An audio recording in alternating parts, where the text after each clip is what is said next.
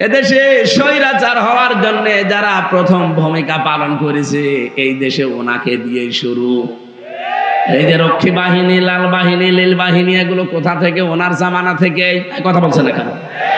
সর্বশেষ ওনার মেয়ে দিয়ে শেষ হয়ে গেল।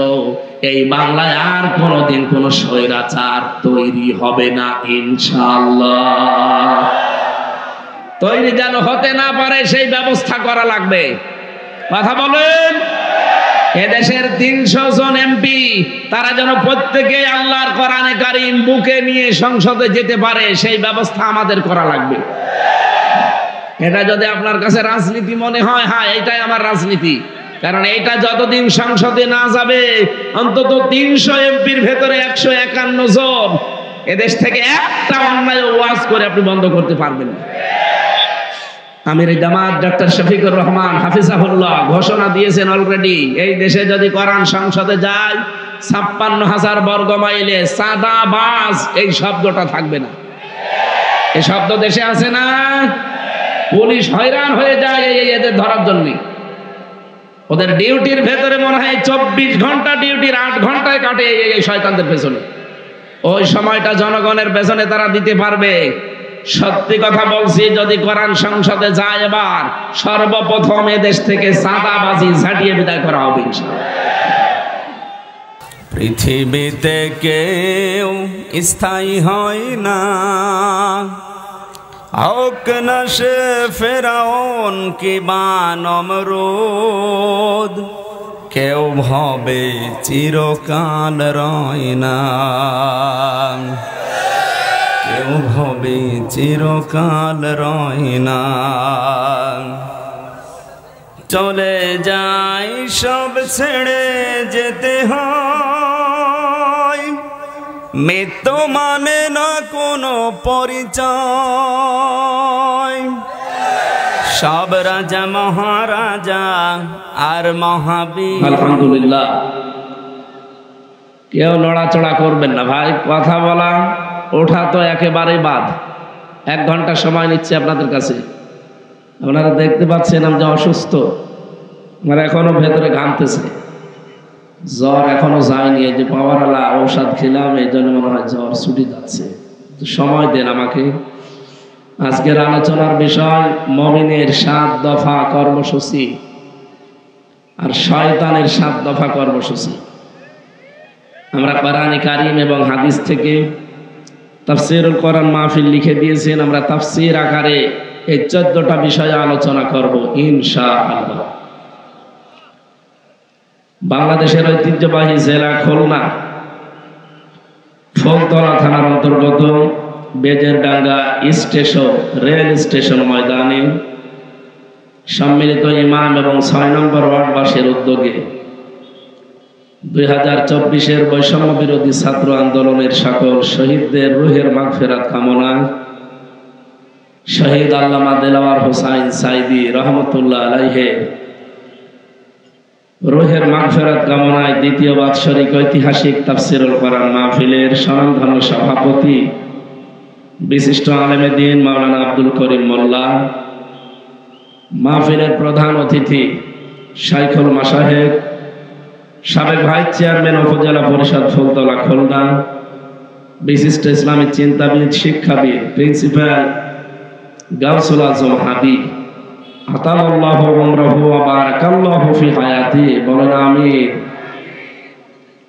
মাহফিলের সম্মানিত অতিথি নির্বাহী পরিচালক আদ-দ্বীন ফাউন্ডেশন মরহুম শেখ আকিজ উদ্দিন, তার সন্তান ডক্টর শেখ মহিউদ্দিন দামাদ বারকাতুহুল আলিয়া, বিশেষ অতিথি জামিরা বাজার সিদ্দিকা ফাজিল মাদ্রাসার সম্মানিত অধ্যাপক আব্দুল আলিম মোল্লা, বিশেষ অতিথি ডাক্তার মিজানুর রহমান, সহকারী পরিচালক খুলনা মেডিকেল কলেজ হাসপাতাল খুলনা, যার মাধ্যমে আজকে এখানে এসেছি।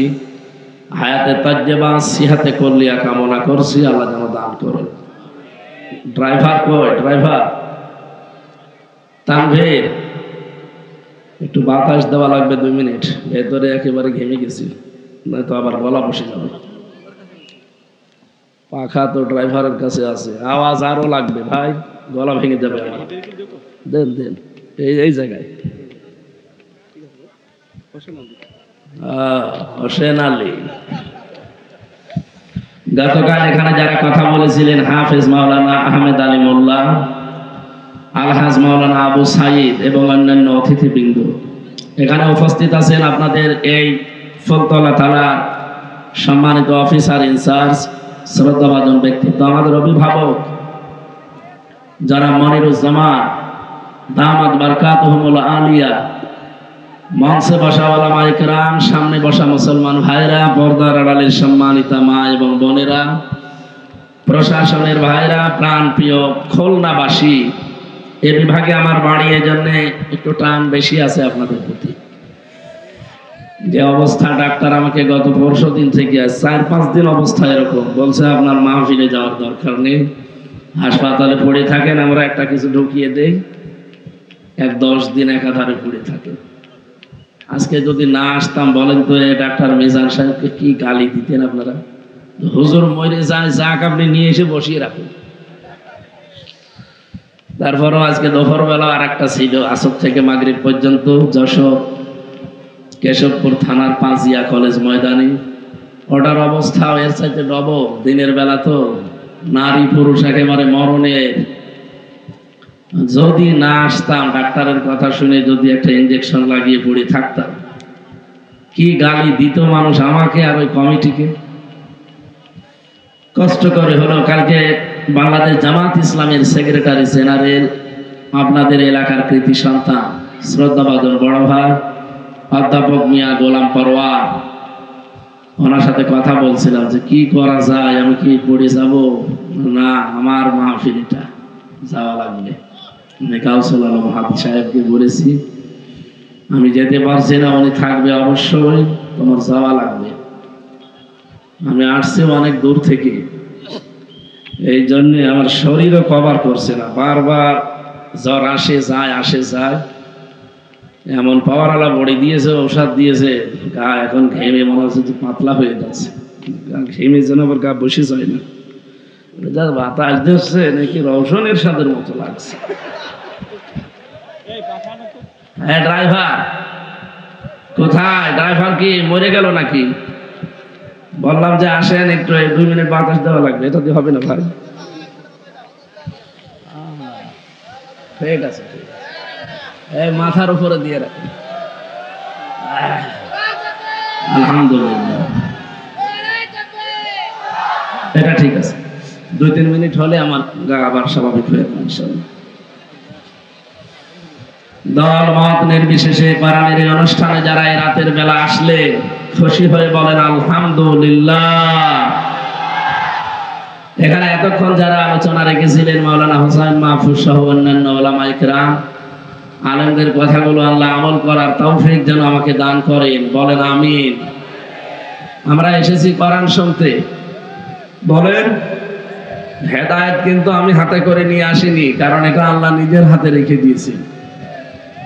রব্বুল আলামিন বলেন ইন্নামা আনতা মুযাক্কির লাস্তা আলাইহিম বিমুসাইতির।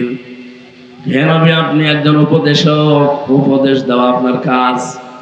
আপনাকে আমি দারোগা পুলিশ করে পাঠাইনি যে জনগণকে পিটিয়ে হেদায়েত করা লাগবে। বলিল হাক্কু মির রাব্বিকুম ফামান শাআ ফালিউমিন ওয়া মান শাআ ফালিয়াকফুর।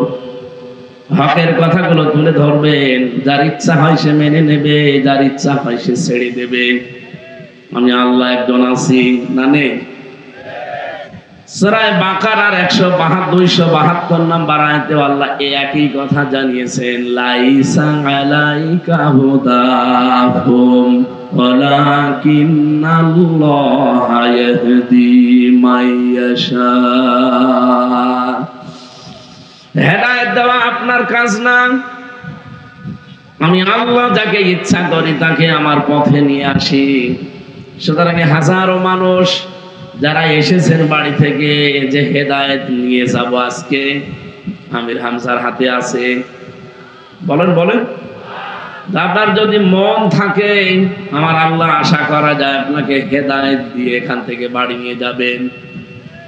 কোরআনে কারীম সূরা ফুরকান 70 নম্বর আয়াতে আমরা পেয়েছি ইল্লা মান তাবা ওয়া আমানা ওয়া আমিলা আমালান সালিহান ফাউলাইকা ইউবাদদিলুল্লাহু সাইয়্যাতিহিম হাসানাত ওয়া কানাল্লাহু গফুরুর রহিমা।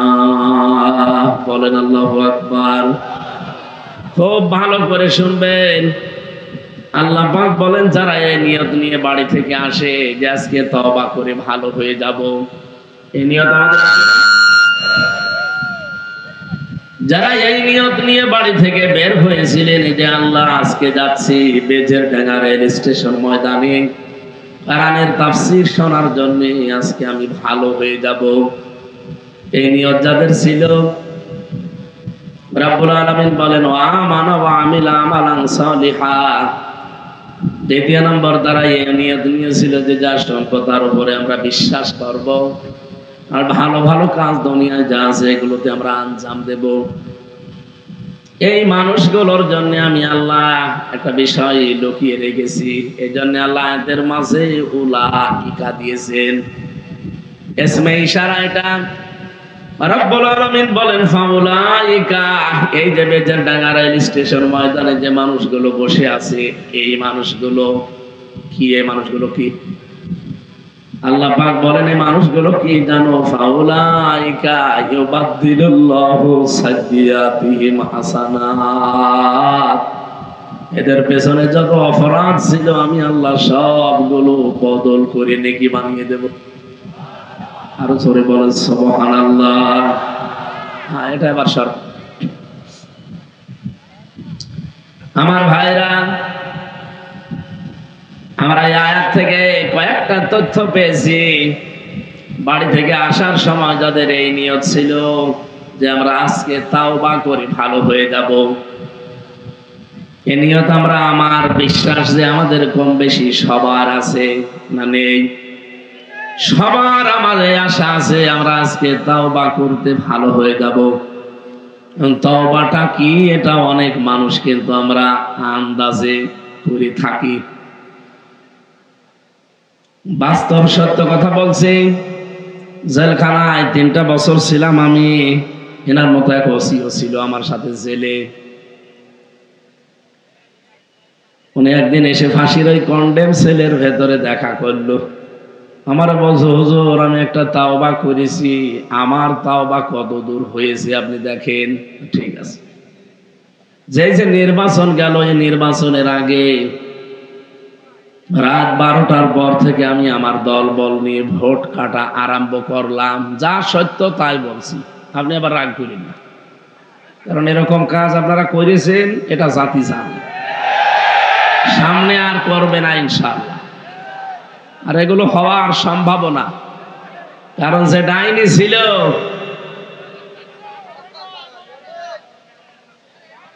ফজরের আজান দিলে আমরা কাজ শেষ করলাম, কমপ্লিট করে বাক্সগুলো পাঠিয়ে দিলাম। এবার আমি গোসল করলাম, ওযু করার পরে 2 রাকাত তাওবার নামাজ পড়লাম। এবার মন থেকেই বললাম আস্তাগফিরুল্লাহ, হুজুর আমারে তওবা হয়েছে। না, আপনি কি আল্লাহর কাছে দোষ করেছেন যে আপনি আস্তাগফিরুল্লাহ পড়েন? আপনি তো দোষ করেছেন হামজার কাছে। তারা বলেন না কেন? অধ্যাপক মিয়া গোলাম পরোয়ার সাবেক এমপি, এই লোকটাকে এমপি বানাতে হলে ডোমরিয়া ফুলতলা মিলে 3.5 থেকে 4 লাখ হামজা এবং হামজার বউ লাগে। কি লাগে না? এই কথাগুলো বুঝবেন, থাকবেন পরে দিয়ে।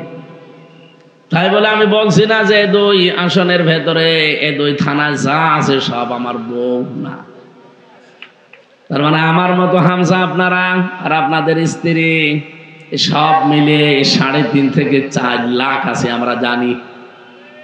এই 4 লক্ষ মানুষের কাছে আপনি দোষ করলেন, অপরাধ করলেন, যদি মাপ পেতে চান এদের কাছে গিয়ে আপনি স্বীকার করেন যে আমার ভুল হয়ে গেছে। ওরা যদি বলে হ্যাঁ আমরা মাফ করতে পারি, প্রত্যেকে আমরা 2টা করে লাত্তি দেব, তাই খাবেন, কোনো অসুবিধা নেই। কারণ আপনাকে তো মাফ পাওয়া লাগবে। একটা জালেমাকে টিকিয়ে রাখতে গিয়ে আপনারা কত নিচে নেমেছেন।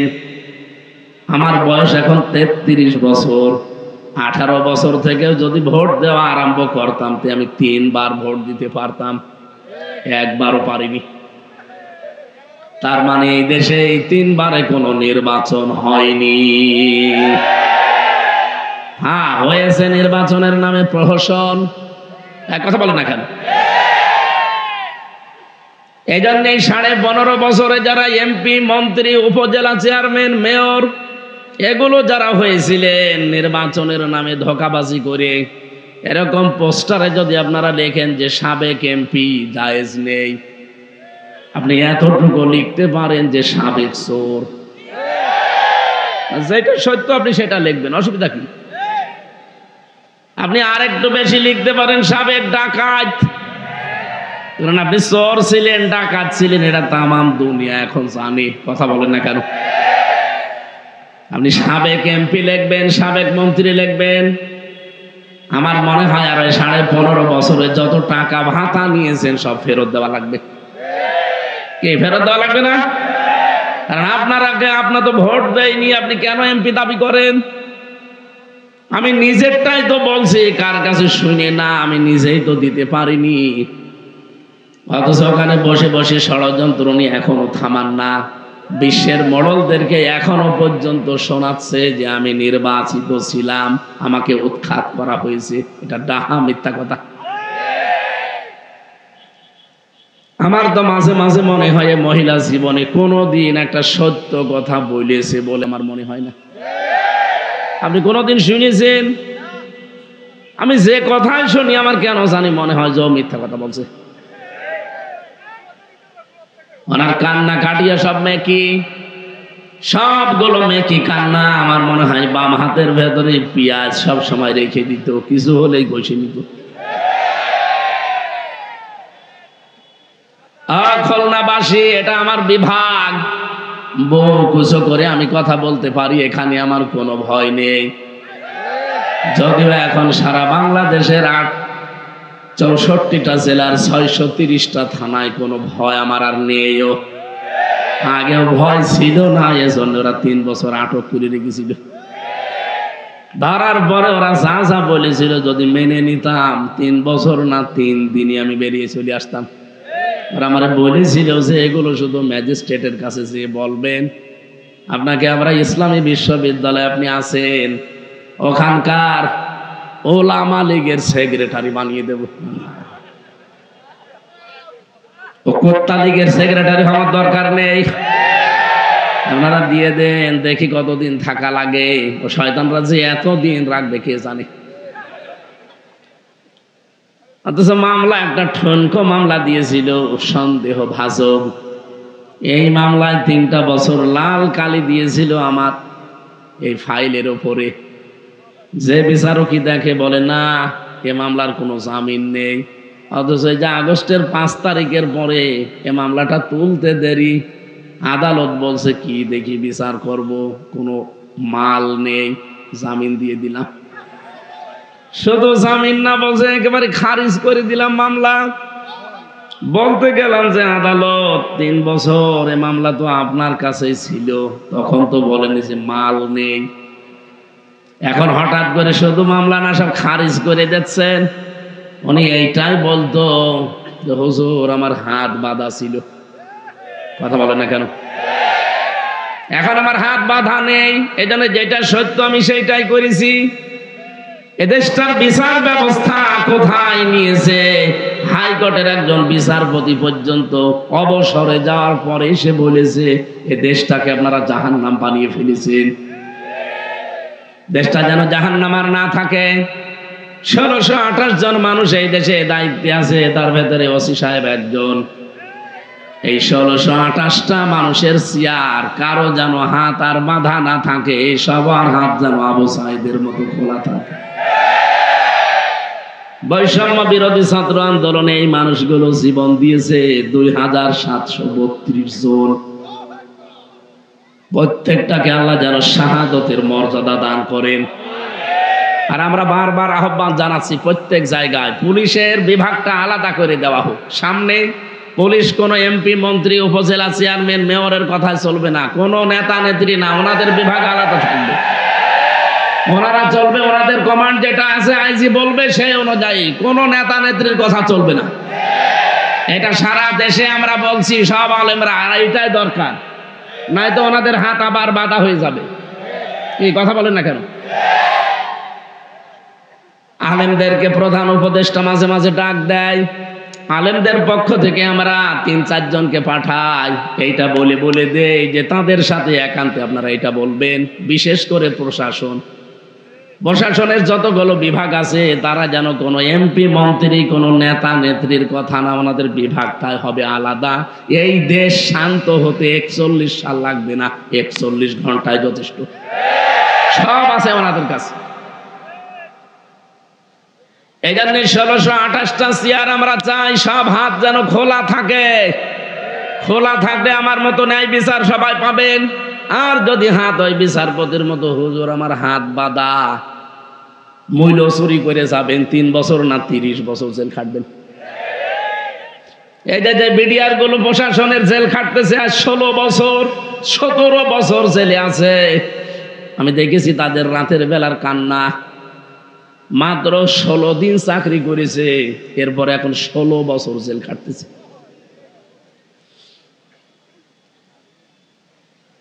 আমি পঞ্চগড়ের এক মুরব্বী পেয়েছিলাম, মাত্র আর ১ মাস তার চাকরির মেয়াদ ছিল, অথচ ১৭ বছর তার জেল খাটা শেষ। মাঝে মাঝে তাহাজ্জুদের নামাজ পড়তে যখন উঠতাম রাত ২:৩০-৩টায়, ওই মুরব্বী দেখতাম ইনার মতো উঠে একটা চিৎকার করে কান্নাকাটি করতো। আমার মনে হয় তার শব্দটা আরো সে গিয়ে ধাক্কা দিত। এই জালেমের চেয়ারের পেছনে কত মানুষের রক্ত, কত মানুষের চোখের পানি, হাজারি, কত মানুষের আর্তনাদ।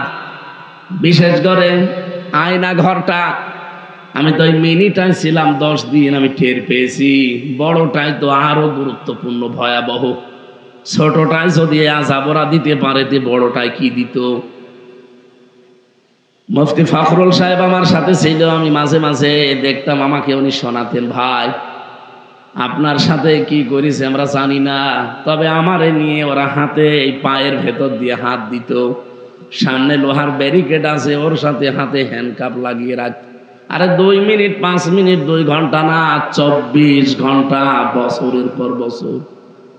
1.5-2 মিনিট সময় দিত টয়লেট করার জন্যে। সকালে কয়েকটা পচা ছোলা দিত, দুপুরে 1 মুঠ ভাত দিত, তাও মনে হচ্ছে কেউ মাখিয়ে দিয়েছে। এই কঠিন পরিস্থিতি 1 দিন 2 দিন 5 দিন না, 3 বছর একাধারে তার জীবন থেকে গেছে। মাঝে মাঝে দেখতাম ফাঁসির ওই কন্ডেম ছেলে, এমনিতে জায়গা কম, এদিকে 3.5 হাত আর এদিকে 2.5 হাত, মাঝখানে আবার টয়লেট দেওয়া। এতটুকু জায়গায় কাউকে 1 জন 2 জন করে দিত। আমার ঘরে দিয়েছিলে মাওলানাকে, মানে হাত পা ছেড়ে দিয়ে একেবারে ষাটপাট হয়ে শুয়ে আছে। আরে ভাই এভাবে থাকলে আমি করব কি? মানে তখন বলতো, হামজা ভাই এই যে শুয়ে থাকা কত বড় নিয়ামত আমি জানি। 24টা ঘন্টা এভাবে আমি বসে থাকতাম। আর জালেমরা বলে যে আমরা কি করেছি। আরে ভাই আমি নিজে ভিকটিম, আমি তো হালকা পাতলা টের পেয়েছি, তাও তো আমার সাথে সেরকম কিছুই করে নাই, শুধু টাঙিয়ে রেখেছিল।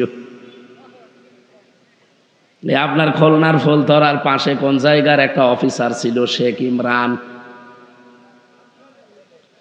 তার বাবা নাকি শুনলাম চেয়ারম্যান ছিল সাবেক। 2 জনে এখন আল্লাহর রাস্তায় চলে গেছে। কোথায় আছেন আপনারা আমরা জানি না। আমি মালয়েশিয়া সেদিন গিয়ে দেখি যে হোটেলে উঠি, শয়তান 2টা নিচে বসে চা খাচ্ছে। কি গো, এখানে বেগম পাড়া বানিয়েছেন কানাডায়, সাহেব পাড়া বানিয়েছেন মালয়েশিয়ায়, সাহেব পাড়ায় থাকবেন না? বুঝো হুজুর, ওখানে থেকে মায়ের খাবো। এদেশেও বাংলার জনগণ আছে, যদি দেখে সাহেব পাড়ার ঘরে আছে, পিটিয়ে ভর্তা বানিয়ে ফেলবে। এখানে আপনি আসলেন কি করে? বলছে আমরা আগে একটু হালকা ট্রান্স পেয়েছিলাম, এই জন্য আগেই পালিয়েছি। বৈষম্য বিরোধী ছাত্র আন্দোলনে যে ভাই বোনগুলো জীবন দিয়েছে, এ বাংলাদেশের অনেকে এখনো তাদের শহীদের স্বীকৃতি দিতে রাজি না। 7 প্রকার মানুষকে নবীজি নিজে স্বীকৃতি দিয়েছে যে তারা শহীদ। দুই পাশে 2 জন আলেম বসে আছে। কেউ যদি পানিতে ডুবে মারা যায় সে শহীদ হবে, হবে না? কোন মানুষ যদি গাড়িতে চাপা পড়ে মরে যায় সে শহীদ হবে। কেউ যদি আগুনে পুড়ে মারা যায় সে শহীদ হবে। কেউ যদি দেওয়াল চাপা পড়ে মারা যায় সে শহীদ হবে। কেউ যদি সাপে কেটে মারা যায় সে শহীদ হবে। তো এভাবে সবার সামনে উন্মুক্ত দিয়ে গেল। আরে ভাই, তার কি আমার মতো জানের মায়া ছিল না? আপনি কি বলেন? আমি নিজে গিয়েছিলাম রংপুরে আবু সাইদের বাড়িতে। কত মার্জিত সন্তান ছিল ওই বাবার।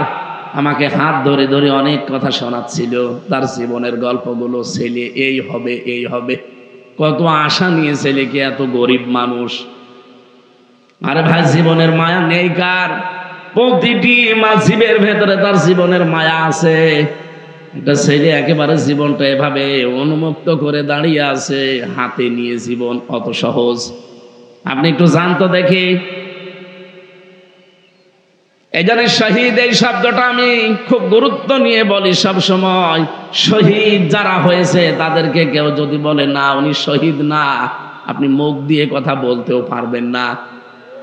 এই বাংলাদেশে আজ পর্যন্ত আপনি দেখেছেন শহীদ জিয়া, শহীদ শেখ মুজিব কেউ বলে না? আমি আজও শুনিনি।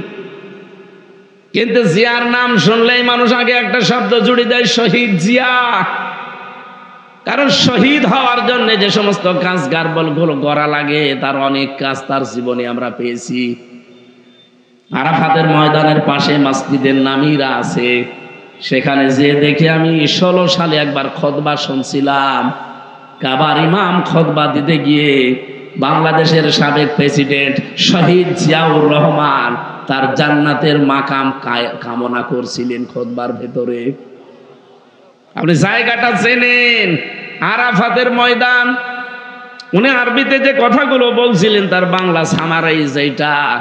লক্ষ লক্ষ মানুষকে যেই লোকটার মাধ্যমে এই নিম গাছ বা জিয়া গাছ বলে ওদের, সাজারাত জিয়া, এই গাছের কারণে তাদেরকে ছায়া দেওয়ার ব্যবস্থা হয়েছে। আল্লাহ তুমি ওই শহীদ জিয়াকে মাফ করে দিও। আরাফাতের ময়দানের দোয়া কবুল হয়, এটা নবীজির হাদিস। কত লক্ষ লক্ষ হাজিরা শুধু বাংলাদেশ না, সারা বিশ্ব থেকে যে ওই জায়গায় হাজির হওয়া লাগে। আমি নিজেও ওখানে হাজির ছিলাম, ওই গাছের নিচে। ইমাম সাহেব দোয়া করছে খুতবার ভেতরে আমাদের এই শহীদ জিয়ার নামে। অথচ আমি আজ পর্যন্ত পৃথিবীর কোন জায়গায় শহীদ শেখ মুজিব শুনি তো নাই। দোয়া আরো করলে অনেকে দেখি উল্টা দোয়া করে। হ্যাঁ, আমি গোপালগঞ্জের এক হুজুরের দোয়া শুনছিলাম ইউটিউবে। তিনি বলছে, আল্লাহ বঙ্গবন্ধুকে তুমি জাহান্নামের সর্বনিম্ন স্তরে দিও, জায়গা মতো পাঠিয়ে দিও। জায়গা আসলে ওইটাই। এদেশে স্বৈরাচার হওয়ার জন্য যারা প্রথম ভূমিকা পালন করেছে এই দেশে ওনাকে দিয়েই শুরু। এই যে রক্ষী বাহিনী, লাল বাহিনী, নীল বাহিনী, এগুলো কোথা থেকে? ওনার জামানা থেকে। কথা বলছেন এখানে। সর্বশেষ ওনার মেয়ে দিয়ে শেষ হয়ে গেল। এই বাংলায় আর কোনোদিন কোন স্বৈরাচার তৈরি হবে না ইনশাআল্লাহ। তৈরি যেন হতে না পারে সেই ব্যবস্থা করা লাগবে। কথা বলেন। এদেশের 300 জন এমপি তারা যেন প্রত্যেকে আল্লাহর কোরআনে কারীম বুকে নিয়ে সংসদে যেতে পারে সেই ব্যবস্থা আমাদের করা লাগবে। এটা যদি আপনার কাছে রাজনীতি মনে হয়, হ্যাঁ এটাই আমার রাজনীতি। কারণ এটা যতদিন সংসদে না যাবে, অন্তত 300 এমপির ভেতরে 151 জন এদেশ থেকে একটা অন্যায় ওয়াজ করে আপনি বন্ধ করতে পারবেন না। আমির জামাত ডক্টর শফিকুর রহমান হাফিজাহুল্লাহ ঘোষণা দিয়েছেন অলরেডি, এই দেশে যদি কোরআন সংসদে যায় 56,000 বর্গ মাইলে চাঁদাবাজ এই শব্দটা থাকবে না। এই শব্দ দেশে আছে না? পুলিশ হয়রান হয়ে যায় এদের ধরার জন্য। ওদের ডিউটির ভেতরে মনে হয় 24 ঘন্টা ডিউটির 8 ঘন্টায় কাটে এই শয়তানদের পেছনে। ওই সময়টা জনগণের পেছনে তারা দিতে পারবে। সত্যি কথা বলছি, যদি কোরআন সংসদে যায় এবার, সর্বপ্রথম এদেশ থেকে চাঁদাবাজি ঝাঁটিয়ে বিদায় করা হবে ইনশাআল্লাহ।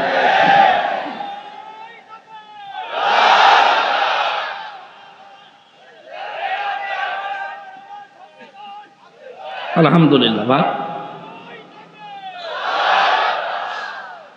আমি এবার দুইটা তথ্য বলছি, জ্ঞানী মানুষ যারা খেয়াল করবেন। অনেক আলেম পর্যন্ত নাম নিয়ে এখন বলছে না, শহীদ আবু সাইদ বলা যাবে না, শহীদ শান্ত মুগ্ধ ইয়ামিন, রায়হান, ফয়সাল এদেরকে বলা যাবে না, ওরা নিজের আছে বুক পেতে দিয়েছে। আপনি দেন তো দেখি, পুলিশের কাছে যে এখন অস্ত্র আছে, দেন তো দেখি। জীবনের মায়া নেই কার, একটা পিপিলি কারো জীবনের মায়া আছে? কথা বলছে না কেন? আর সে বিশ্ববিদ্যালয়ের ছাত্র, তার কত আশা আকাঙ্ক্ষা ছিল বলেন তো। তার বাবার কাছে বসে বসে আমি প্রায় 8-10 মিনিট কথাগুলো শুনছিলাম, অসরে কান্নাকাটি করছে। আর আপনি আন্দাজে বলেন না, ওর নিচে বুক পেতে মারা গেছে শয়তান। শহীদ যারা আন্দাজে বলবেন না যে মরে গেছে। শহীদ যারা, এদেরকে যারা কেউ মৃত না বলে, এজন্য আল্লাহ মুখের উপরে নোটিশ দিয়েছেন। সূরা বাকারার 154 নম্বর আয়াতে আছে, ওয়ালা তাকুলু লিমান ইউকতালু ফি সাবিলিল্লাহি আমওয়াত বাল আহয়াউ ওয়ালাকিন লা তাশউরুন। রাব্বুল আলামিন বলেন, পৃথিবীর মানুষেরা কোনদিন এই কথা বলবা না যে শহীদ যারা হয়েছে মরে গেছে। কে বলছে? বলেন বলেন। তারা জীবিত, তোমরা টের পাও না। তাই আল্লাহ বলেন, মুখের পরে মানুষ যেহেতু ধারণা করতে পারে অন্তর দিয়ে, এজন্য অন্তরের উপরও আমি সিলগালা করে দিলাম, অন্তরে ধারণাও করবি না। ওয়ালা তাহসাবান্নাল্লাযীনা কুতিলু ফি সাবিলিল্লাহি আমওয়াতা বাল আহয়াউন ইনদা রাব্বিহিম ইরযাকুন। সূরা আলে ইমরান 169 নম্বর আয়াতে আছে, আল্লাহ বলেন, ধারণাও করবে না অন্তরে যে যারা শহীদ হয় এরা মরে গেছে, না, এরা জীবিত এবং আমি নিজে তাদেরকে রিজিক দেই। আজকে মাওলানা গাউসুল আজম হাদি এখানে ওসি সাহেব পর্যন্ত বসে আছে, মনিরুজ্জামান, এই দুইজনকেই বলছি, যদি ওনারা এখন মারা যায় আর যদি ঈমান নিয়ে মরে যায়, কবরে দিয়ে দেবেন। এখন থেকে ঘুমিয়ে পড়বে, কিয়ামত পর্যন্ত ঘুমিয়েই থাকবে। যেদিন ইসরাফিল ফৎকার দেবে সিংহায়, সেই দিন ওনারা জেগে উঠবে। এর মাঝে আগে পরে আর কিছু নেই। কথা বোঝেন? কিন্তু যে মানুষগুলো শহীদ হবে, এ মানুষগুলো কবরে দেওয়ার পরে ঘুমাবে না। আল্লাহ পাক বলেন, আমি নিজে তাদেরকে রিজিক দেই। বলেন তো, ঘুমিয়ে থাকলে খাওয়া লাগে? বলেন বলেন। জেগে থাকলে, তার মানে কবরে দিতে দেরি, ও জেগে যাবে, কিয়ামত পর্যন্ত আল্লাহ ওকে খাওয়াবে। আর খেলে যেহেতু রক্ত তৈরি হয়, হয় না? খাবার যে খান আপনারা, ডাক্তার বসে আছে, 5টা জিনিস শরীরের ভেতরে তৈরি হয় খাবার দিয়ে। খাবারের নির্যাস দিয়ে তৈরি হয় পিত্তরস, যেটা দিয়ে মানুষের খাবার হজম হয়। 2 নম্বরে খাবার দিয়ে তৈরি হয় রক্ত। 3 নম্বরে তৈরি হয় বীর্য, যেটা আপনার শরীরকে সুঠাম রাখে, শক্তিশালী রাখে। 4 নম্বরে তৈরি হয় মল। 5 নম্বরে প্রসাব। হযরতে হামজা রাদিয়াল্লাহু তাআলা আনহু তার জীবনী পড়ে দেখেছি, উনি যখন শহীদ হয়েছিলেন ওনাকে 70 টুকরা করেছিল কাফেরেরা।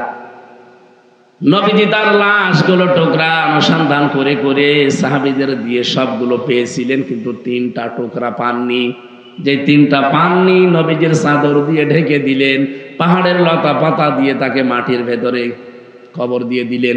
শহীদের কোনো ধোঁয়ানো লাগে না, কিয়ামতের দিন ওই ক্ষত চিহ্নগুলো নিয়ে এসে উঠবে। 30টা বছর পার হয়ে গেছে কবরে। মদিনা একবার বিশাল ঢল হয়েছে, ঢলের কারণে তার কবর ভেঙে গিয়েছে, রক্ত আসতেছে পানির ভেতর দিয়ে। ছোটবেলায় তার সাথে যারা জিহাদ করেছিল, যুদ্ধ করেছিল, তারা আজ মুরব্বী হয়ে গেছে। ওই মানুষগুলো কয়েকজন যারা বেঁচে ছিল রক্ত অনুসন্ধান করে দেখে ৩০ বছর আগে মুহাম্মাদুর রাসূলুল্লাহ সাল্লাল্লাহু আলাইহি ওয়াসাল্লামের আপন চাচা হযরতে হামজা তিনি যে শহীদ হয়েছিলেন, যে সমস্ত জায়গায় কাফেররা কোপ দিয়েছিল, টুকরা টুকরা করেছিল, ওই জায়গা দিয়ে এখনো তাজা রক্ত ফিনকি দিয়ে বের হচ্ছে। খুলনাবাসী, শহীদের মরণ আল্লাহ যাকে তাকে দেয় না। আপনারা কিন্তু পোস্টারে শহীদ আল্লামা দেলাওয়ার হোসাইন সাইদি রহমতুল্লাহ আলাইহি শব্দটা লেখেননি, আমি নিজের থেকে বললাম, কারণ আমি নিজে দেখেছি। 3টা বছর আমি তার পাশের ছেলে ছিলাম। ওনার বহু আচরণ আমি দেখেছি, ওনার বহু ব্যবহার পেয়েছি, বহু উপদেশমূলক কথা আমার মাথায় হাত দিয়ে বলতো। 3 বছর তো এক জায়গায় তার সাথে। এই লোকটাকে দেখতাম সারা দিন সারা রাত শুধু আল্লাহর জিকিরে আর কোরআনে কারিমের বিভিন্ন আয়াত তিনি পড়তেন। কারো কারো কাঁধে হাত দিয়েতে চলাফেরা করতে দেখেছি, এমনিতে একা একা চলতে পারতেন না। আর সব সময় মুখে লেগে আছে আল্লাহুম্মা ইন্নী আসআলুকা শাহাদাতান ফি সাবিলিক। আল্লাহ তুমি আমাকে সাধারণ মরণ দিও না, মরণ দিলে শাহাদতের মরণ দিও। এই জন্য জালেমরা তাকে ফাঁকি দিয়ে জেলখানা থেকে চিকিৎসার নাম দিয়ে বের করে ইনজেকশন দিয়ে মেরে ফেলেছে। ওনার পূর্বপুরুষ আপনি তাকান, ওনার যে পূর্বপুরুষ ওনারা যারা মেনে চলতেন, যাদেরকে ইমাম আবু হানিফা রহমতুল্লাহ আলাইহি, তাকেও জালেমরা 8 বছর জেলখানায় রেখে যখন আর নরম করতে পারে নাই, সর্বশেষ বিষ প্রয়োগ করে মেরে ফেলেছে। শত শত বছর পর তাদের উত্তরসূরি হিসাবে যারা পরিচিত বাংলাদেশে শহীদ আল্লামা দেলাওয়ার হোসাইন সাইদি, তাকেও কিন্তু জালেমরা 13 বছর রাখার পরও দুর্বল করতে পারে না। আমাকে নিজেই বলেছে কয়েকদিন, আমার তো ভালোভাবে প্রথমে ভাবে চিনতো না। আমি একদিন যে বলছি হুজুর আপনি আমাকে চেনেন? কে? আমার নাম হামজা, কুষ্টিয়া। তখন আস্তে আস্তে মনে করে বলছো ওই যে আব্দুল্লাহ আলামিন, আবুল কালাম আজাদ বাশার, তারেক মনোয়ার, হামজা, মাসুদ আমার কাছে এসে এই কথাগুলো বলে। হ্যাঁ, এবার চিনেছি। তখন আস্তে আস্তে পরিচিত হয়ে কথাগুলো শুনতাম, দেখেছিলাম উনি মাঝে মাঝেই বলতো হামজা। ওরা কিন্তু মাঝে মাঝে আমার অফার দিত, জেলখানার ভেতরে গোয়েন্দা পাঠিয়ে দিত।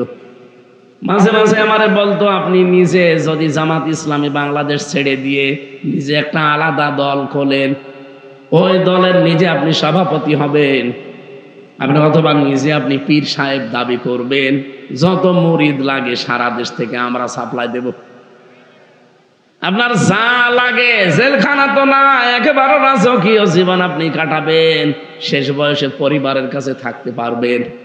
ওনাকে কতবার অফার দিয়েছিল গোয়েন্দা বিভাগের লোকেরা, ডিজিএফআই, এনএসআই, যতবার দিয়েছে বলেছে না আমি বুঝে শুনে এই দলে আছি। ওল হাদিহি সাবিলি আদউ ইলাল্লাহ, এই আয়াত আমি ওনার মুখে শুনেছিলাম। সূরা ইউসুফের 108 নম্বর আয়াতটা আমাকে শুনিয়েছে। হামজা আমি এই পথে মানুষকে ডাক দিয়েছি সারা জীবন, আন্দাজে না, বুঝে শুনে ডেকেছি। আলা বাসিরাতিন, আন্দাজে ডাকি নাই, আমি দেখে শুনে বুঝে শুনে সজ্ঞানে ডাক দিয়েছি। এইটাই আমার পথ। আনা, আমার পথ এইটা শুধু না, ওয়ামানিত্তাবানি, আমার অনুসরণ যারা করবে তাদের এই একই পথ। আমি কোরআনের এই আয়াতটাকে জীবনের সঙ্গে বানিয়ে নিয়েছি। এজন্য 50 বছর আমি কোনোদিন বাবার দিকে ডাকি নাই, স্বামীর দিকে ডাকি নাই, ভাবির দিকে ডাকি নাই, ডেকেছি আমার আল্লাহর দিকে। তার সারা জীবনের ডাক ছিল কোন দিকে? কোনদিন শুনেছেন যে তার বাবার দিকে মুরিদ হওয়ার জন্য ডাকতেছে? তার সারা জীবনে 50 বছর তিনি ডাকি দিয়েছেন এইভাবে যে আসো আল্লাহর পথে, আসো রাসূলের পথে। এই পথ থেকে সরানোর জন্য ইমাম আবু হানিফাকে যেমন চেষ্টা চালিয়েছে, পারে নাই। সাইয়্যেদ কুতুবকে চেষ্টা চালিয়েছে, পারে নাই। সাইয়্যেদ কুতুবের জীবনী আমাকে পড়িয়েছিলেন এটিএম আজহারুল ইসলাম, রংপুরের কৃতি সন্তান, এখনো পর্যন্ত লোকটা জেলে আছে। লুৎফুজ্জামান বাবরকে মুক্তি দিয়েছে সরকার, যেই মামলায়, ওনারও একই মামলা। লুৎফুজ্জামান বাবরকে 17 বছর যদি পরে মুক্তি দেওয়া যায়, এটিএম আজহারুল ইসলামকে মুক্তি দেওয়া লাগবে। এই কথা বলেন না কেন? কারা কারা এই মাজলুম জননেতার মুক্তি চান? দেখি লিল্লাহে তাকবীর।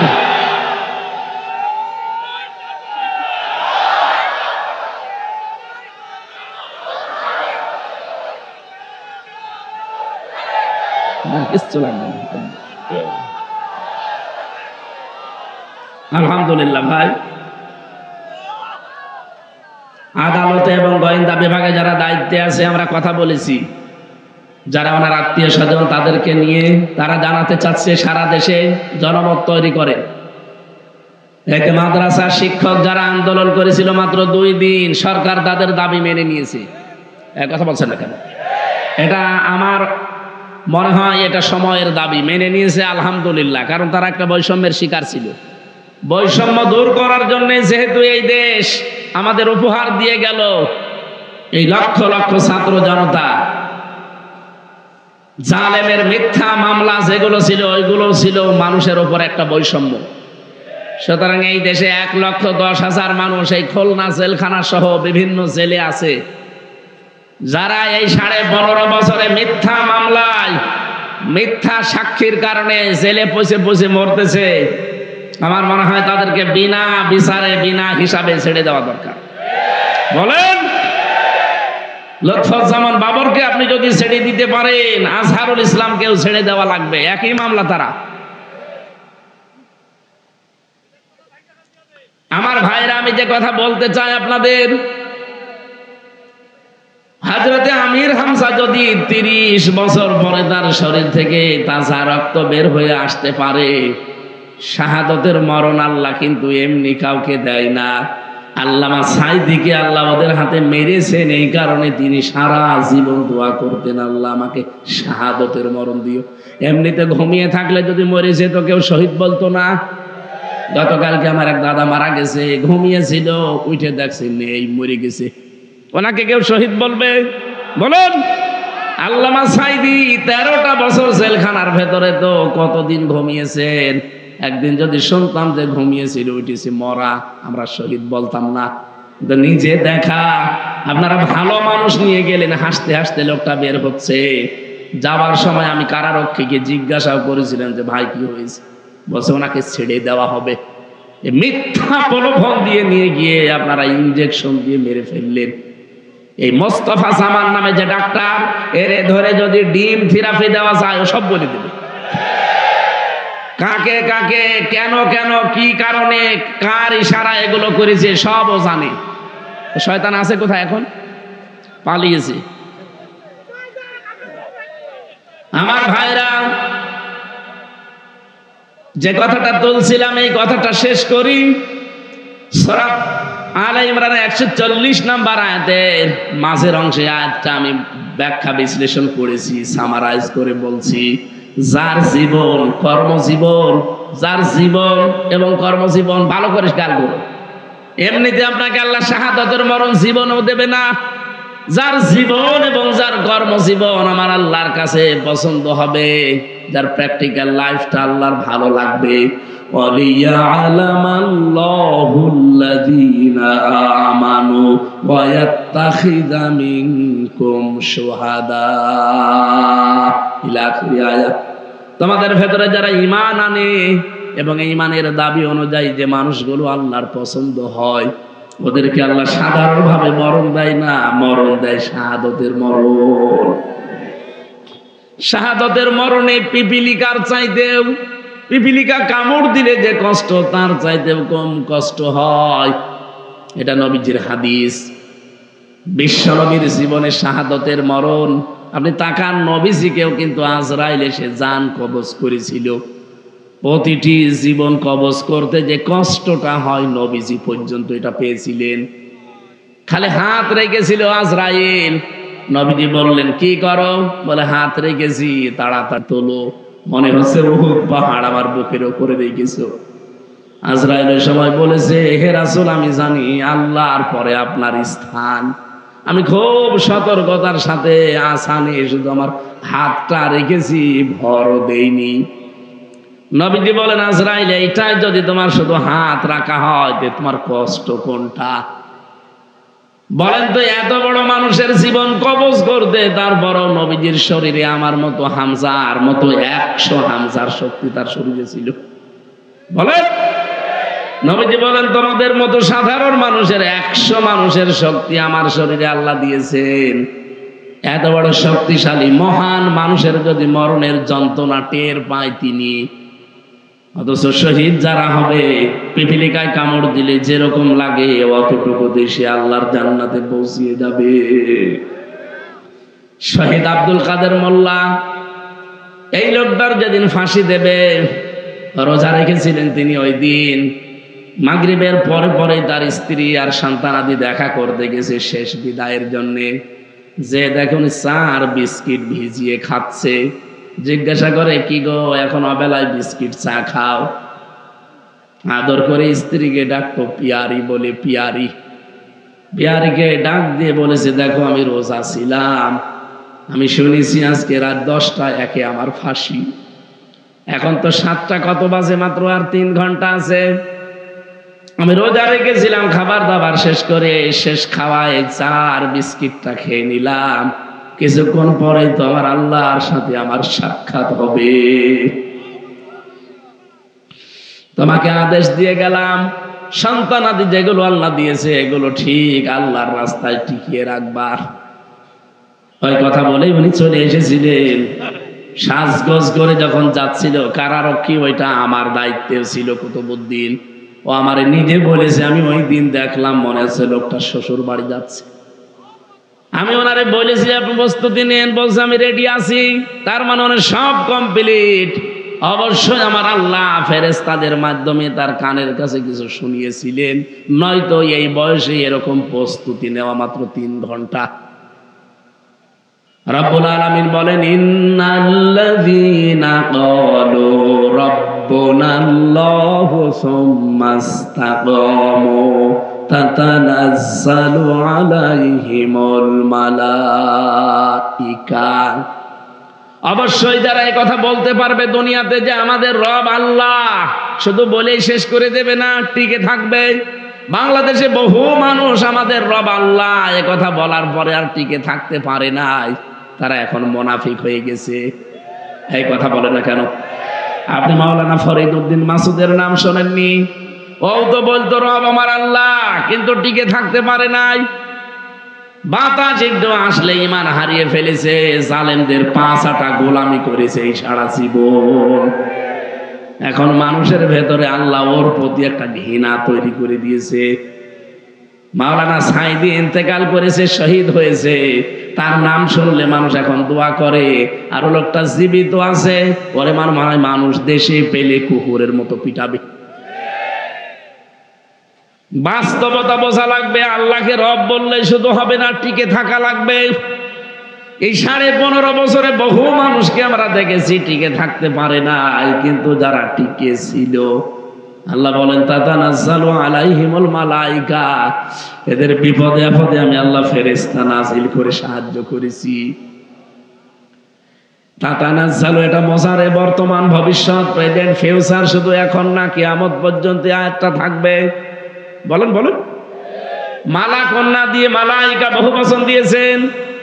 ফেরেশতারা এসে কি করবে জানো? আল্লাহ তাখাফু ওয়ালা তাহজানু।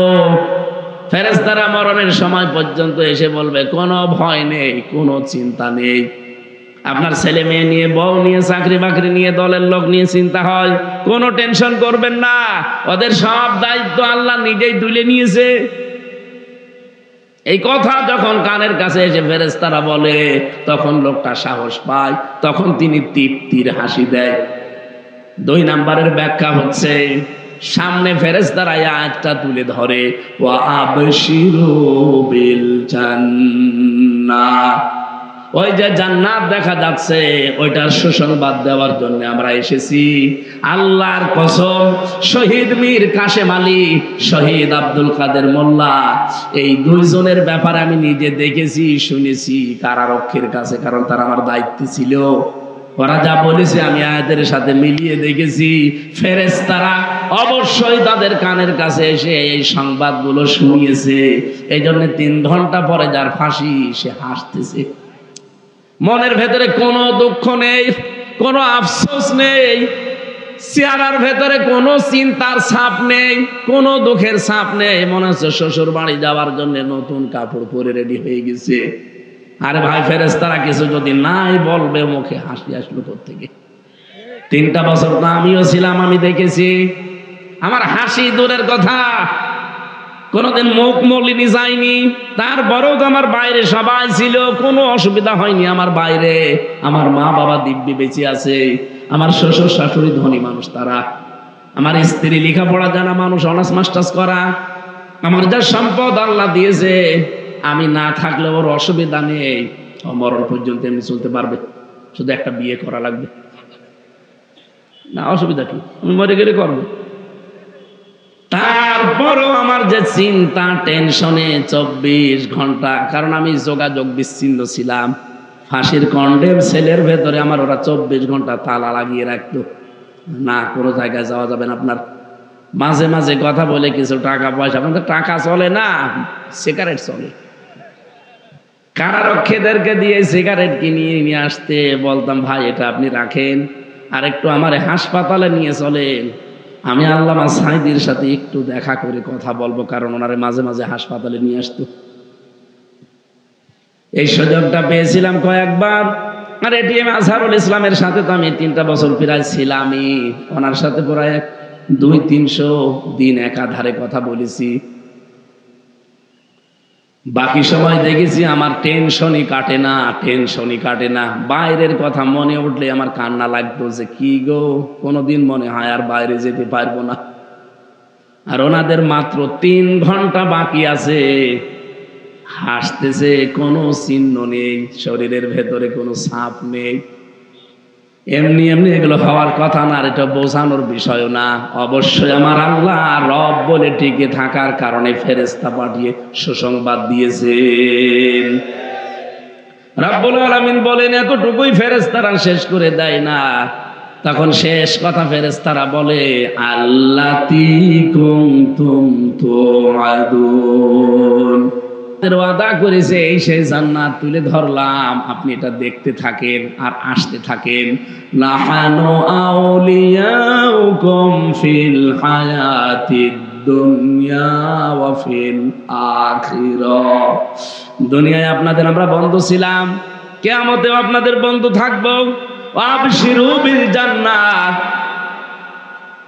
আল্লাতী কুনতুম তুআদুন ওয়ালাকুম ফিহা মা তাশতাহি আনফুসুকুম ওয়ালাকুম ফিহা মা তাদউন, এমন জান্নাতে আপনাদেরকে আমরা পৌঁছিয়ে দেওয়ার জন্য এসেছি, যে জান্নাতের ভেতরে যাওয়ার আগেই জিনিস পাওয়া যায়। বলেন সুবহানাল্লাহ।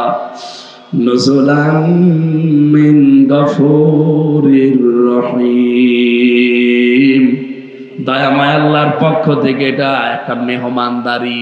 আল্লাহ যেন এই মেহমান হিসাবে সবাইকে কবুল করেন, বলেন আমিন। সূরা বাকারার 278 নম্বর আয়াতটা আমরা পড়েছিলাম। আমি আবার বলছি, হেদায়েত আমি সাথে করে নিয়ে আসি নাই। যারা ভালো হওয়ার নিয়তে এসেছেন, মন যদি আপনার থাকে, আজকে মুমিনের 7 দফা কর্মসূচি কোরআন থেকে শুনবেন, আশা করছি আপনি হেদায়েত পেয়ে যাবেন। কিন্তু মন যদি না থাকে, হামজানা কাবা শরীফের ইমামও যদি ডাক্তার মিজান সাহেব নিয়ে আসে, আপনার কিছুই হবে না। তারা হেদায়েত কার হাতে বলেন তো? আপনার মন শুধু আল্লাহ দেখবে।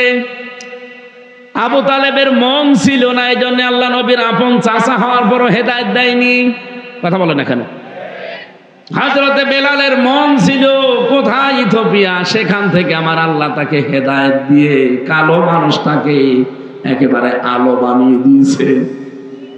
হযরতে বেলালের সম্মান আল্লাহ এত বেশি দিয়েছেন, বিশ্বনবী বলেন, আমি যখন মেরাজে গিয়েছি তখন আমার ভয় লাগছিল, হঠাৎ আমি বেলালের পায়ের আওয়াজ পেলাম, ভয়টা আমার দূর হয়ে গেল।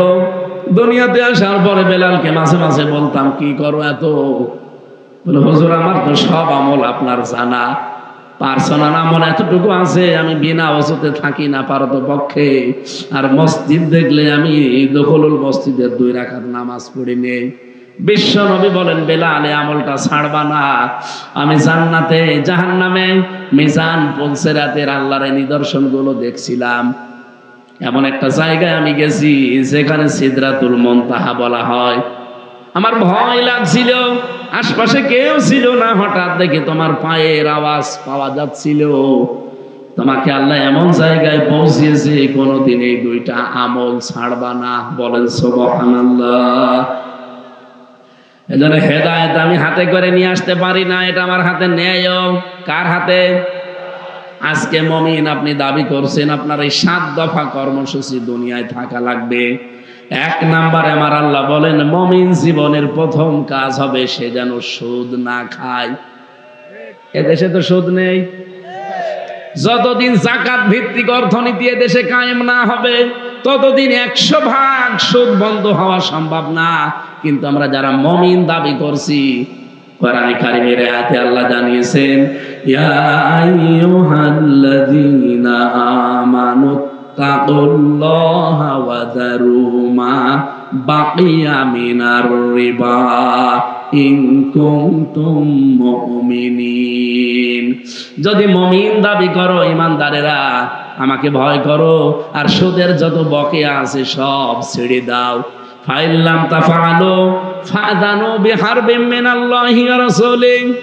আমার এই ঘোষণা শোনার পরও যদি কেউ সুদ ছেড়ে না দেয়, আমি আল্লাহর ঘোষণা হচ্ছে সে যেন আমি আল্লাহর রাসূলের সাথে যুদ্ধ করার জন্য প্রস্তুতি নেয়। বলেন নাউযুবিল্লাহ। এলাকায় সুদ আছে কিনা আমার জানা নেই, তবে দেখি এই যে টাকা ছেড়ে রাখে, টাকা আসে, 1000 টাকা দিলে 1200 টাকা করে দেয়, 200 টাকা বেশি দেয়। আছে? আপনি লজ্জা পাবেন না, রাগও করবেন না। সত্যি আল্লাহর দিকে তাকিয়ে বলেন তো, কারা কারা এরকম টাকা ছেড়ে রেখেছেন? একটু হাত তোলেন তো। আলহামদুলিল্লাহ। না, মিথ্যা কথা বলা যাবে না ভাই। আমি বিশ্বাস করলাম এলাকায় নেই। যদি 2-1 থেকে থাকেন, আজকের আলোচনা শোনার পরে আপনি যেহেতু মন তৈরি করছেন যে আমি মন দিয়ে শুনবো, আজকে বাড়ি যাওয়ার পর পরে সিদ্ধান্ত নেওয়া লাগবে যে যা টাকা ছাড়া আছে আসল টাকা বাদ দিয়ে না খেয়ে মরে যাব, সুদের টাকা আমি নেব না, কারণ ওটা মায়ের সাথে জেনা করা শামিল, এটা সর্বনিম্ন, আর আল্লাহ রাসূলের সাথে যুদ্ধ করার শামিল। সুতরাং এত বড় গুনাহ করে আমি কোনোদিন সফল হওয়া সম্ভব না। যারা এরকম কাজে আছেন ছেড়ে দেবেন কারা? হাত তোলেন তো। আলহামদুলিল্লাহ, কয়েকজন এবার তুলেছে, তার মানে এলাকায় আছে।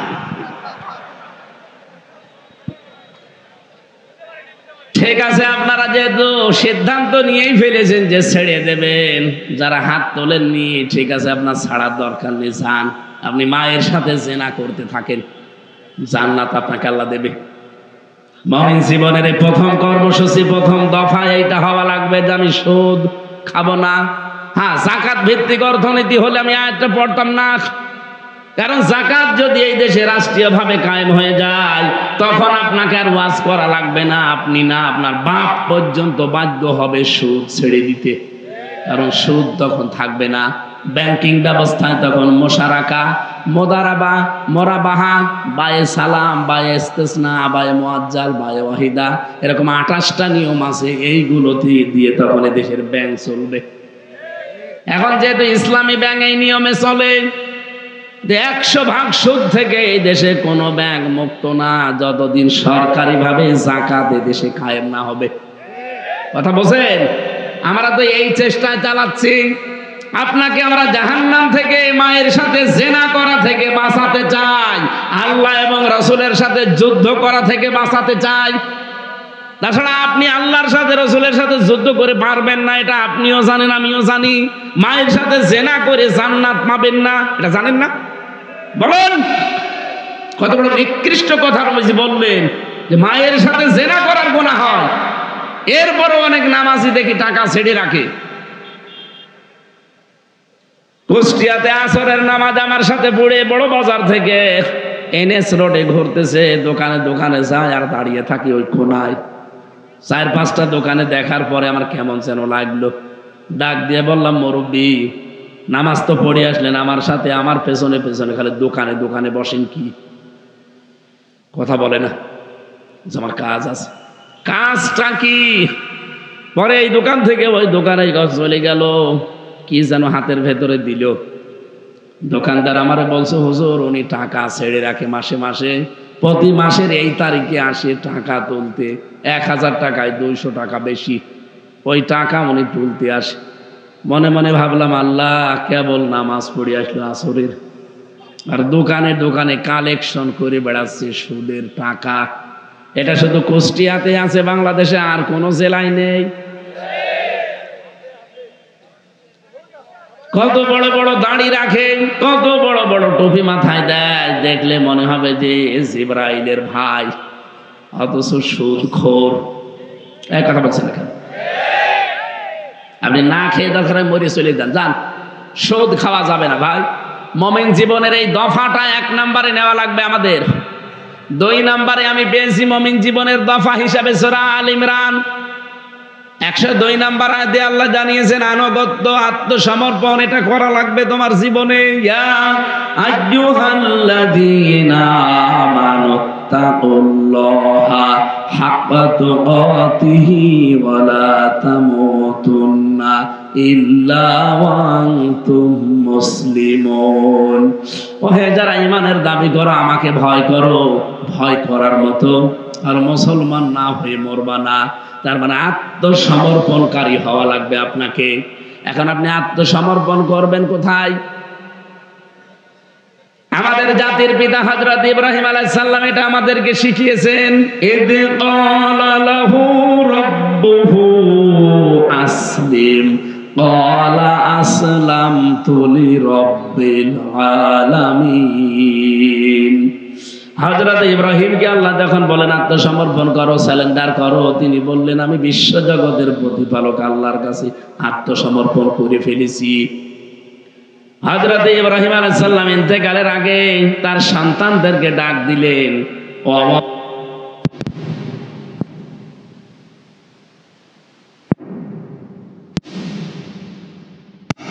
ইয়া বানিয়া ইন্নাল্লাহা আসতাফা লাকুমুদ-দীনা ফালা তামুতুন্না ইল্লা ওয়া আনতুম মুসলিমুন।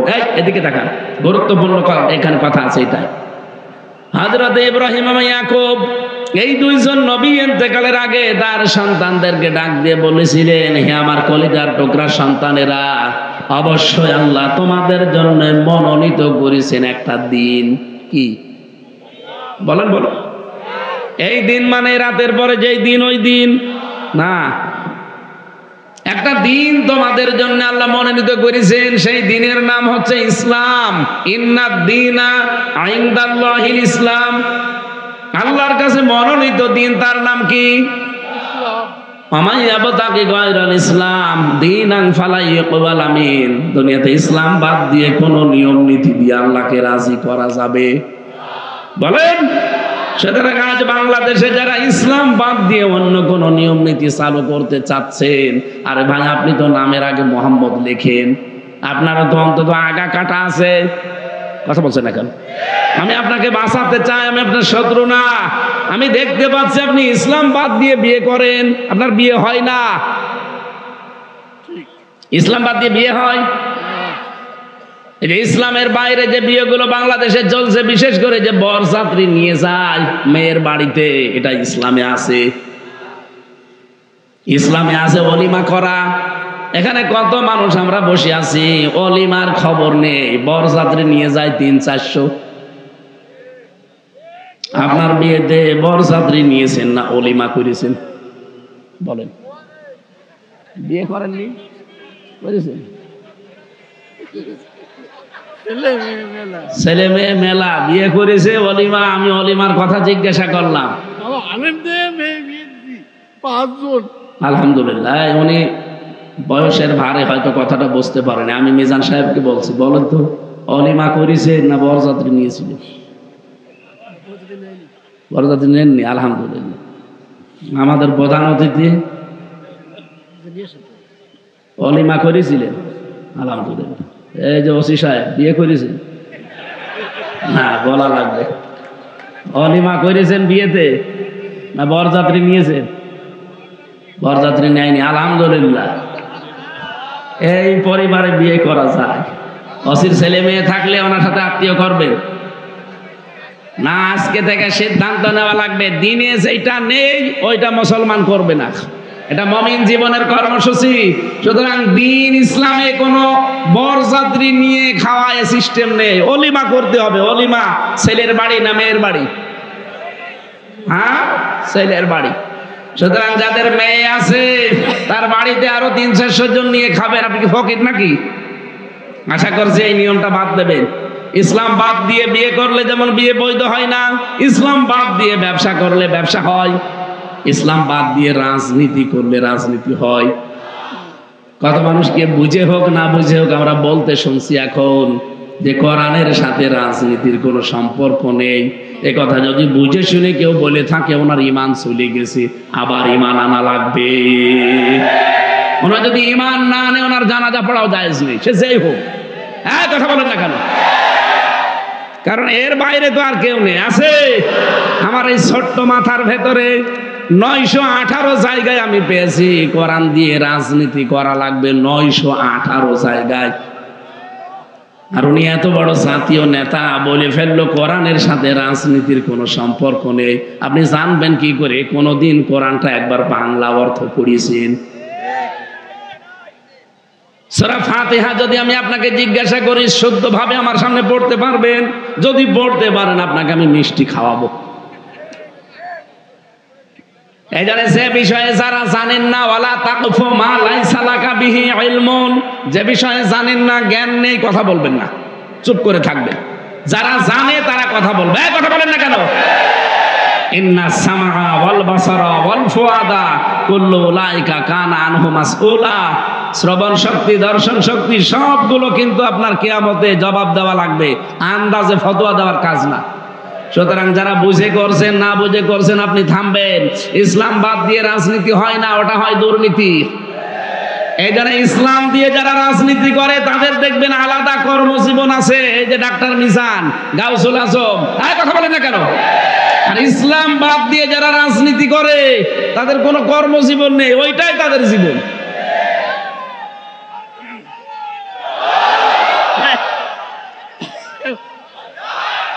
আলহামদুলিল্লাহ, কথাগুলো আমার মনে হয় আপনারা বুঝেছেন। আমি তৃপ্তি পেয়েছি, আলহামদুলিল্লাহ। এটা মেনে চলার তৌফিক দিন। বাংলাদেশে যারা আলাদা কর্মজীবন আছে, রাজনীতি করে, তাদের পেছনে থাকবেন।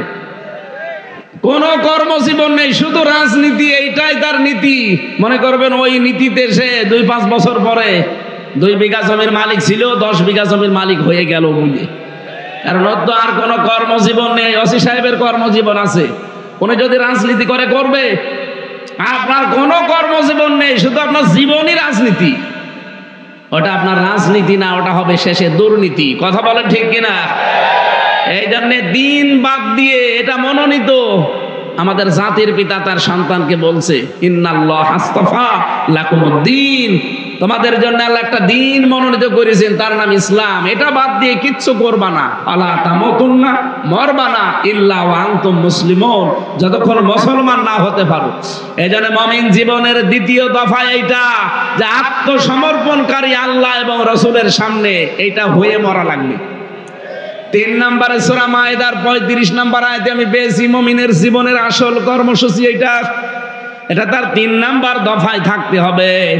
ইয়া আইয়ুহাল্লাযীনা আমানুত্তাকুল্লাহা ওয়াবতাগু ইলাইহিল ওয়াসিলা ওয়াজাহিদু ফি সাবিলিহি লাআল্লাকুম তুফলিহুন। ওহে যারা ঈমানের দাবি করো, আমাকে ভয় করো, আর আমি আল্লাহ পর্যন্ত পৌঁছাতে একটা ওসিলা তালাশ করো। আজ বাংলাদেশে বহু ভণ্ডরাই ওসিলা মানে পীর ধরা বোঝায়। আসলে যত তাফসীর আছে বাংলাদেশে, ওসিলার 3টা ব্যাখ্যা আমি পেয়েছি। 1 নম্বরে ওসিলা মানে নেক কাজ, 2 নম্বরে ওসিলা মানে কোরআন, 3 নম্বরে ওসিলা মানে নবীর সম্মান। আপনি কোথায় পেলেন পীর ধরা? আপনি দেখান তো। আমি এক ওসি সাহেবকে পড়াতাম কুষ্টিয়ায়, ওই ভার্সিটি যখন পড়তাম সেই 10 সালে, ওই সময় উনি আমার এইটা বলছে, হুজুর আমি তো বুঝি যে ওসিলা মানে যে কোনো আল্লাহর ওলিকে ধরা না। আপনি কোনো জায়গায় পেয়েছেন? বলছেন আমি শুনেছি। শুনলে হবে না, আপনাকে আমি তাফসির ইবনে কাসির দিলাম, মারিফাতুল কোরআন দিলাম, এই 2টা তাফসির ওনাকে দিয়ে বলেছিলাম আপনি পড়বেন। কয়েকদিন পরে পড়াটা ব্যাখ্যা শেষ করে আমারে বলছে আমি বুঝে ফেলেছি, ও ভণ্ডরা নিজের দরবার ঠিক রাখার জন্য এই ব্যাখ্যা বানিয়েছে। পরবর্তীতে ওনার রিটায়ার্ড হয়েছে, বাড়ি জায়গা মতো বাড়ি গোপালগঞ্জে। ও জেলার নাম নিলে আমার কেমন যেন লাগে না, লোকটা ভালো হয়ে গেছে আশা করছি। আমি এখন আর সে জেলে যাওয়ার পর থেকে আর পরিচয় নেই, কোথায় আছে স্যার আল্লাহ জানে। কোরআন বোঝার চেষ্টা এসেছিল।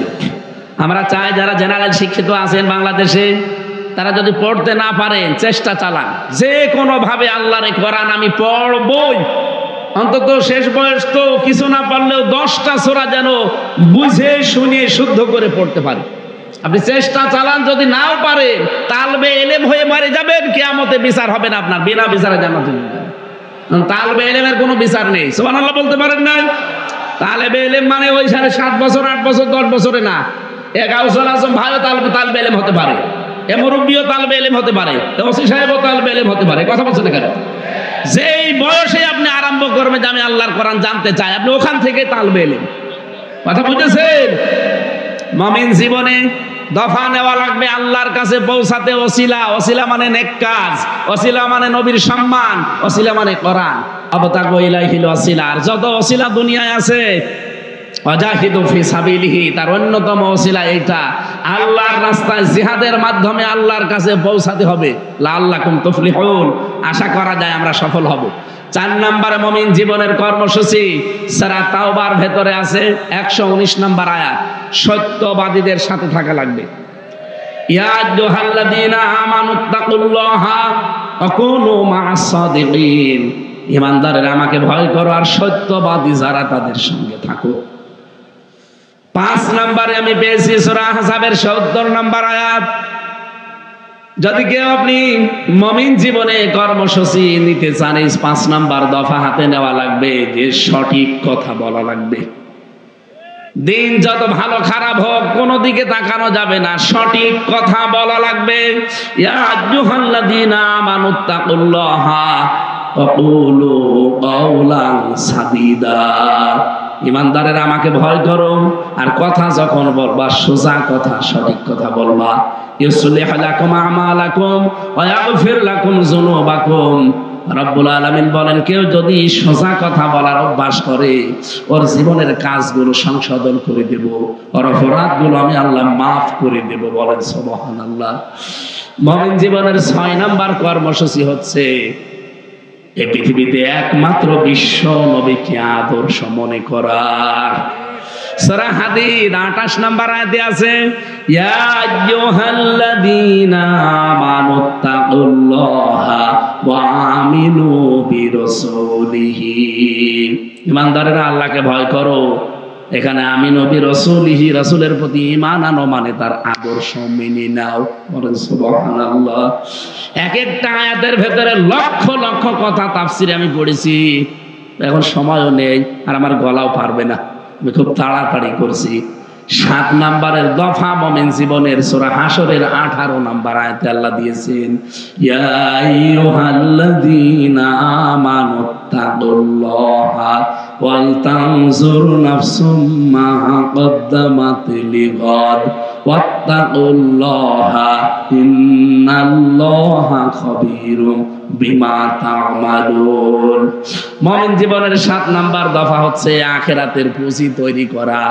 ঈমানদারেরা আল্লাহকে ভয় করো আর নজর করে দেখো আগামী একটা দিন আসতেছে, ওই দিনের জন্য তোমার প্রস্তুতি কতটুকু আছে। প্রত্যেকেই যেন এই 7টা দফা সামনে নিতে পারি।